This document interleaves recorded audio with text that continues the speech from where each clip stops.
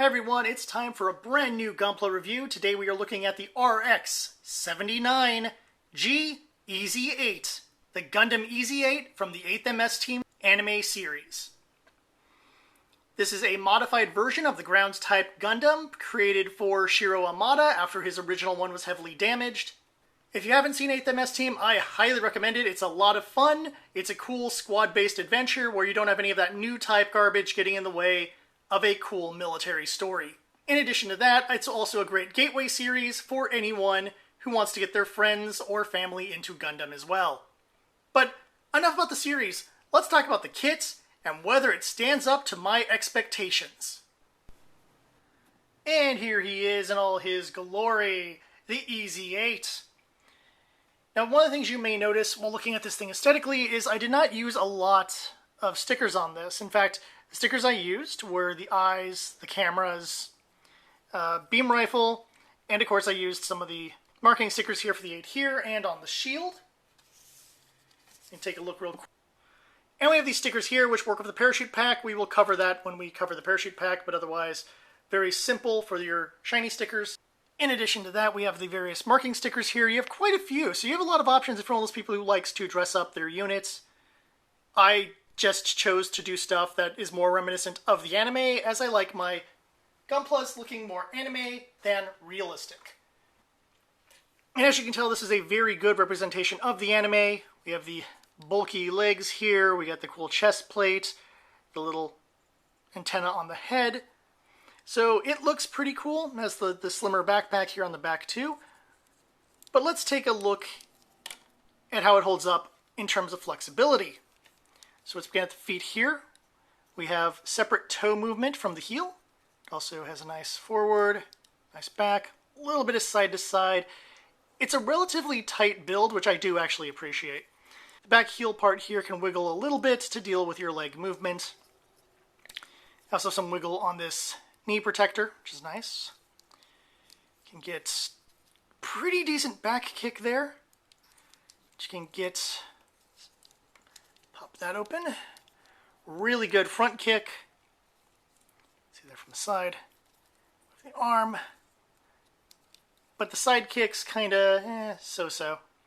Not that you're really planning on kicking with this unit, but that's quite a bit of leg movement right there. Of course, in terms of the knee bend, yeah, that's looking pretty awesome right there for the knee. Overall, the legs are really good. Of course, we have the front flaps. Have your standard flappy movement. Side flaps. The back does not move, like with most high-grade kits. In terms of your waist, of course, you can spin a little bit, but the backpack does kind of get in the way for that. Don't have much in terms of crunch action here, just the slightest amount. Just don't go trying to get him to do too many exercises. In terms of the head, you have your standard left, right, get a little forward, back.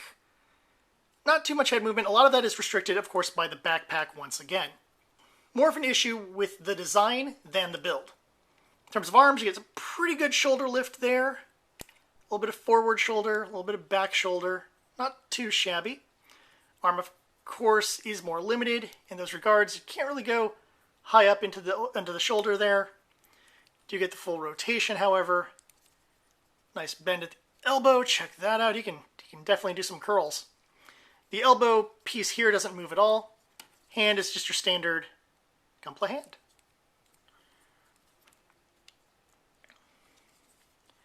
Lastly, the backpack, which I've referenced before, can, it's a little loose on the upper ones, but not too bad. And the lower thing can lower here, and then you can use this to hold either a parachute pack, or it can be set up to hold a supply pack. It could also slide down there in order to give you more room, dependent on the size of what you're connecting into it. Overall, the only thing that limits the flexibility is the actual design of the suit, not the quality of the model. Looks good, and it moves well. Let's take a look at what else this kit comes with. So first off, we have 2 shorter beam sabers, complete with handles, and their handles can fit inside the legs of the unit. However, I had difficulty closing them once the handles were in there, and since it doesn't really matter unless you're planning to have it posed with the beam saber handle ejected and ready to be drawn out of the hip holster, you can basically leave them like this, throw them in your extra parts bag, and not worry about it. In terms of firearms, we have the 100mm machine gun, complete with extra folding out stock, which is kind of cool. I like the two-tone color of it, and the design gives it kind of a cool look. Give a little. Also, this part pops out too for an extra holding hand, in order to stabilize the gun even more, depending on how you want the kit to hold it. If you need a little extra firepower, we have the ground type of beam rifle, complete with the swivel handle here. Sticker there for the scope. Looks cool, it has that two-tone design just like in the show. Very much a cool weapon. On the defensive side of things, we of course have the smaller shield here. It looks a little different than the design in the anime, and you can see that I put the little marking sticker to mark it as being part of the 8th team.